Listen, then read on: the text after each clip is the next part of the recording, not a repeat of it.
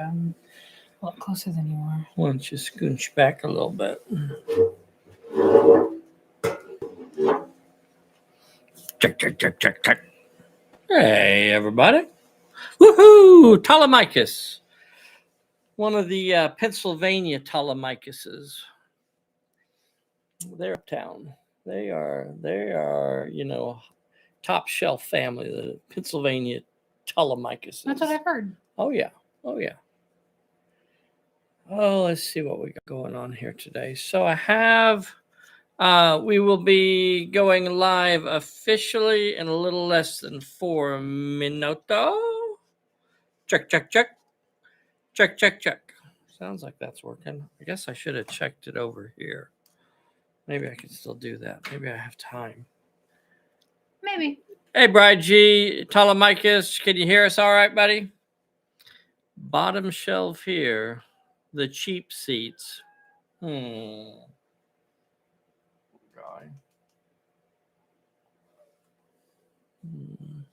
Sounds good. Okay, we're gonna go with that then. We're gonna call that a sound check. We're gonna call that a sound check. They checked. Look at Bessy's lovely new hair. She just arrived in Amazon. Package. No, this is drugstore hair. Drugstore hair. Drugstore hair. Drugstore hair. Got a Scott on here this evening. Thank you so much for joining, Scott. And Scott, both of yous. And a Simon and a Neil. Howdy, y'all. Howdy, y'all. We'll go officially live in about 3 minutes. Feels warm. I shut the AC off so I wouldn't have the buzz. Because I can't abide the buzz. Can't abide no buzz. So yeah, shutting the AC off and the fan. I might start making my own gravy. It's delightful. That's what they needed to know about. They don't mind. We're like family here. We haven't officially gone live yet. No. We still have less than 2 minutes. We are live because it says in stream. Sir? No. Sir? This is not officially live yet. And this is like family. I don't mind letting folks know about my gravy. Nobody wants Dave's gravy. Everybody write it down. Make a note. The historians have spoken. Just scratch it out. It is pretty bad. I was never good at making gravy. Hey. Well, that's Mac Daddy's on here. Thank you so much, Mac Daddy. Thank you so much for joining. Thank you so much for hitting that like button. Thank you, folks. We have some fun stuff to talk about this evening. We have still, I think, a little less than 2 minutes. So what can I talk about before we get started with that? So we were thinking, Bessy was talking about having, wrangling some of the family to come over and make them sit down and play Pulp Alley with us. It's not making them. It really isn't, because like the kids are like, they think Dave is very cool. Fanatical. Very cool. They have become fanatical followers of Pulp Alley. Yeah. And they're like, and we're not sure if they've linked that David had wrote it all. Yeah. But. Yeah. They were like going, oh my gosh, wow, I can't believe you got all the books. Well, I happen to have a few of the books for Pulp Alley. Huh. I didn't know you had little under 1 minute. Little less than 1 minute. My watch says it's go time. Oh, well, I suppose it should be go time. Oh, look, it's go time. Hey, everybody, this is Dave here at Pulp Alley, and I am with the world's most dangerous redhead. Ba-dang! Ba-bam! So let's talk about some fun stuff. So did you guys see last Sunday's game? What did you think about it? Was that fun or not? And I am going to try to continue the sci-fi for at least one more week. To me, branching off and doing the sci-fi stuff and the Conan adventures and the Western stories, to me, those are all pulp. I think if your vision of what is pulp begins and ends with the 1930s, I don't think you're really thinking about the real breadth that the pulp stories and the serials covered. The pulps covered an enormous amount of ground. Um, Went back and did pirate stories and swashbuckling stories and just all kinds of fun stuff. Yeah, jungle stories. Yeah. So it was a really those genre magazines covered a lot of ground. So that's what we try to do with Pulp Alley. It was always designed with the idea that we would be able to play the depth and breadth of the Pulp Alley stories, even the spicy stories. Spicy pulps. If you don't know what that is, look it up, boys and girls. Spicy pulps. Right now? No, don't look it up right now. Could break the interweb. Can I look it up now? Thank you guys so much for being on here. Please remember to hit that like. If you're not already a subscriber, be sure and hit that subscribe button for us and get subscribed to our little channel here. So some of the things that I thought were cool about Sunday's game. One was, it was one of those games where the side that looked like they were getting beat up the most actually ended up winning. So although the RSI side had their several mobs out there and they were getting blarfed on and boom, boom, boom and getting whittled down, they performed their role, and that was to slow down the other side and really let the leader move in there and capture the major plot point. That's not a stretch for what pulp should be, right? If you're watching the Green Hornet serial, you don't really expect an unnamed henchman to run over and save the day. It might actually happen once in a while, but normally it's going to be the main character. Just like if you're watching a Flash Gordon or an Indiana Jones or whatever, oftentimes it's the title character that's going to kind of get the job done when it has to get done. It's an unexpected twist. It's an unexpected twist. Dun, dun, dun. So that's in keeping with, the point value and the effectiveness of those little troops. They're not there to win the day for you. Remember, if the level 1 and level 2 characters are really potentially one-shot characters. Level 2 and level 3 characters, level 3 and level 4 characters are really never going to be one-shotted in the game. Potentially, it'd be extremely rare that a level 3 or a level 4 character is going to be one-shotted. But those level 1 and level 2 characters always have that potential to get one hit and get blown out of there. That is there to show you the difference between the heroes and the big characters and the little stuff. That's what makes the heroes heroes. Had a question about why didn't we use the vehicle rules, and the reason why we don't use the full vehicle rules like from the Pulp Guns, Gadgets, and Vehicles book is really because we don't expect everyone to have that. We don't want to present it as if you have to have that to do what we were doing, and you don't. You could easily design every one of those characters or everything that we had on the table simply as characters.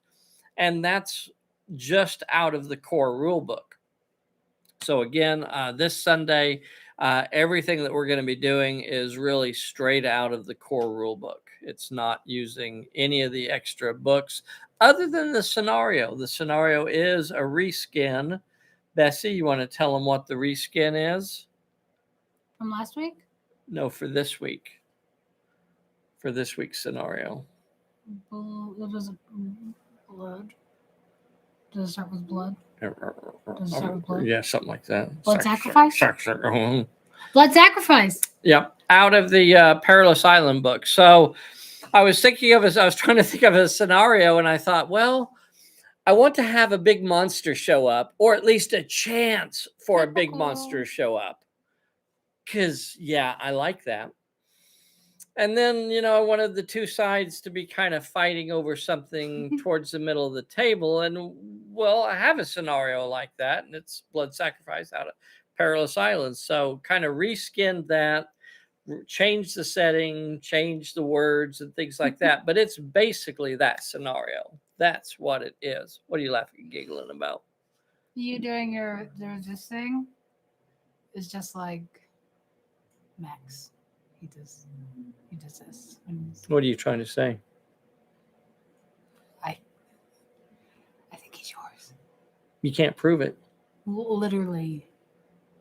Just because a child puts their finger up, he does do that, though. He does. He does a lot. Do you know anybody else that does that? I certainly. What kind of comments we have going on over here? See, Clyde Dashing said he likes my hair. So thank you, Clyde. Habanero. Sean said he found a bunch of spicy pulp books when he was looking for Pulp Alley stuff on eBay. Oh, the spicy pulps. Never really lived up to their covers. That was one of the fun things about the spicy pulps is always had fairly provocative covers, but they were relatively very close to a nip slip. But in the 1930s, I bet they were provocative.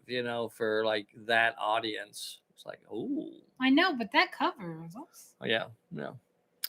I don't have my glasses on. What else? What else are we saying? Jason said good evening. Sean Peck. I see a Sean Peck on here. Okay.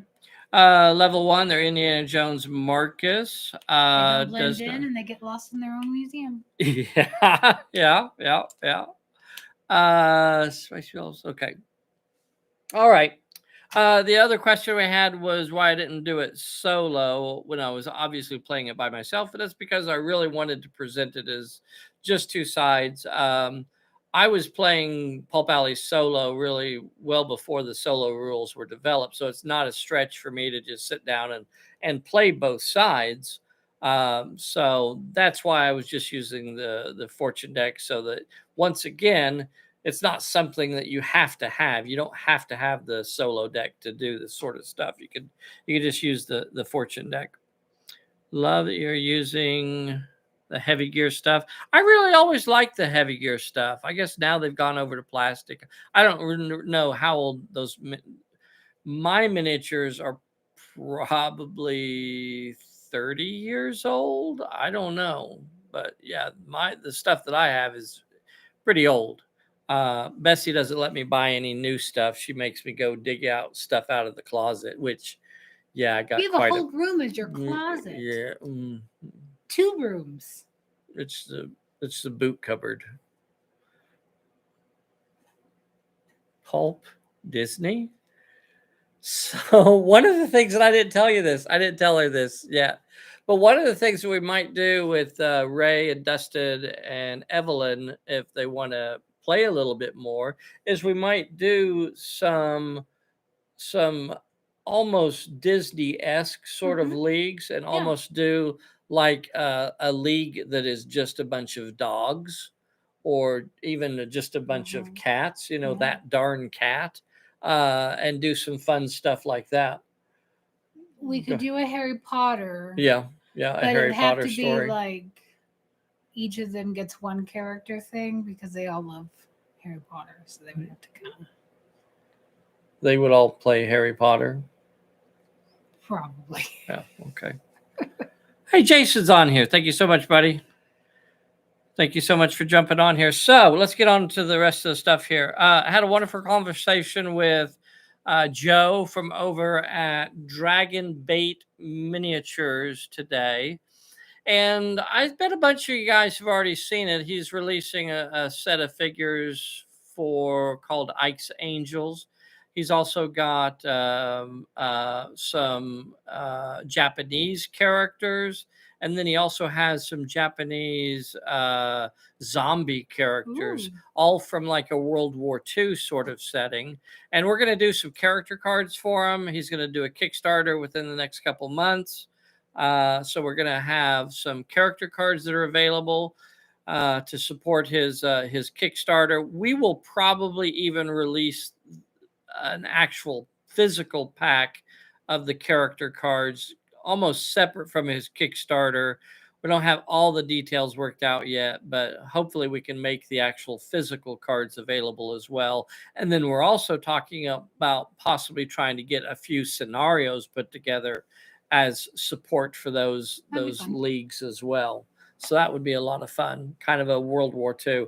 I don't do a lot of World War II. And do you know why? Do you know why I don't actually do a lot of World War II? Like, if anybody ever looked at, go back and watch every single game that I've ever presented on our channel, you'll never find, I don't think there's a single game that's during World War II. You know why? Because World War II killed the pulps. World War II was the death of the pulp magazines because of paper shortages. They cut back on rationing, and it was like the nail in the coffin that kind of ended. A lot of pulp magazines did not survive World War II. I bet if they were spicier, they would have made it. Maybe. The cereals really kicked off, though. The cereals were really popular during World War II. So that kind of did, and that was like one of the big focuses of the cereals. Once World War II happened, like everybody was doing World War II cereals. So this is a cool Batman one that's just absolutely ridiculous. But anyway, a lot of cereals are funny. Hey guys, how you doing? Clyde's on here. Scott, Sean, very cool. So let's look at what else. We're still moving forward with updating the Tomb of the Serpent book. So I do still hope that we'll be able to get it released, Tomb of the Serpent, updated for second edition. We may even try to do a box set with brand new figures and things like that. So maybe before the end of the year. That's our goal for sure. That's our goal. So if we can get there, we'll get there. If we don't, then oh well. Also, the new character cards. Jason has been kind enough to step up and help out with that. So a big kudos to Jason for all his help. Yeah, that's a huge help. Yeah, absolutely. I got a restock of a bunch of boxes, sets. So if you guys are looking for, go to the Pulp Alley store and take a gander at some of the cool stuff that we have on there that's not Pulp Alley related. Well, look at the Pulp Alley stuff too, but also just a bunch of cool stuff as far as cultists, some Western stuff, some World War II stuff, some battalions, some French resistance, some horror stuff, just cool box sets of all shapes and sizes. Check them out. I think that's the end of my list. I think so. Do you guys have any rules questions or anything tonight? Is there anything that we need to cover? Started my school bus driving last week. Very, very busy. We'll have time next week. There we go. Well, thank you so much, Jason. That really is a big help. And I know after a while it can get kind of boring after you do like 100 of those character cards. Is like gotta keep going, gotta keep making more character cards. So yeah, definitely appreciate it. Definitely appreciate your help.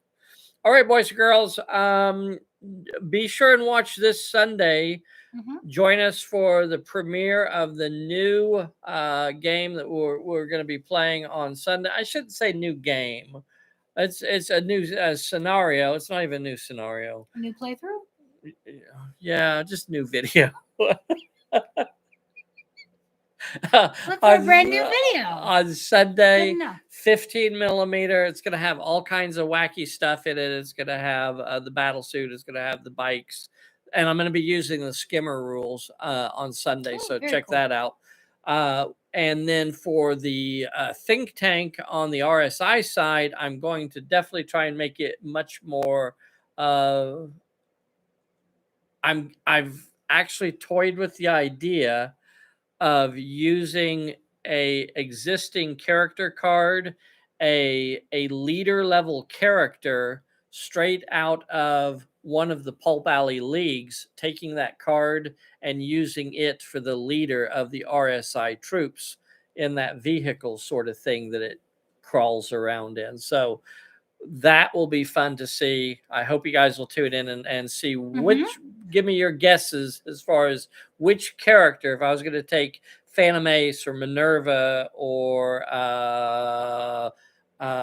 AJ Danger or Captain Wolf or Lucky Dundee or Dr. Fang or is that Raven Squadron?